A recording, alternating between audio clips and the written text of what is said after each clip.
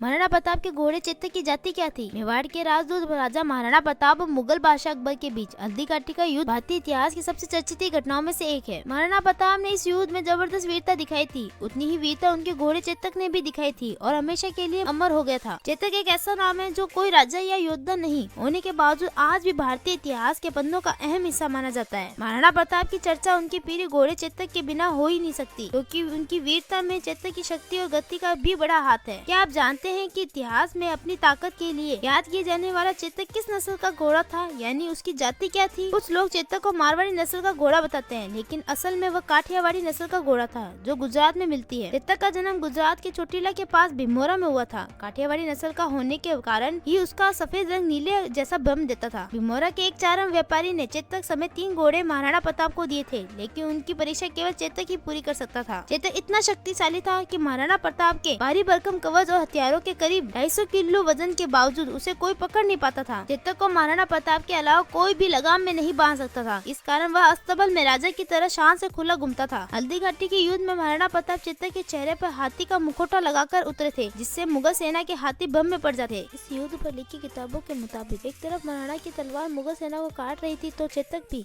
लातों के वार से दुश्मनों को मार रहा था। चेतक के सामने आमेर के राजा मान सिंह का हाथी आ गया। चेतक ने उसके मस्तक पर ही पैर रख दिया, जिसके बाद महाराणा प्रताप ने मान सिंह को घायल कर दिया। हाथी की सूंड में लगी तलवार के कारण चेतक का पैर बुरी तरह कट गया, जिसके चलते महाराणा को हल्दी घाटी का मैदान छोड़ना पड़ा। हल्दी घाटी से निकलते समय बुरी तरह घायल होने के बावजूद चेतक के कदम महाराणा प्रताप को मुगल सेना से सुरक्षित करने तक नहीं थमे। बुरी तरह घायल चेतक ने 25-30 फुट चौड़ा नाला भी एक ही छलांग में पार कर लिया, लेकिन मुगल के अरबी घोड़े ऐसा नहीं कर पाए। इसके बाद चेतक ने महाराणा प्रताप के सुरक्षित होने पर अपनी जान त्याग दी। कहते हैं कि महाराणा उसकी मौत पर बच्चों की तरह रोए थे। हल्दी घाटी में ही महाराणा प्रताप ने चेतक की समाधि बनवाई थी, जिस पर आज भी हर साल मेला लगाया जाता है। Subscribe for more.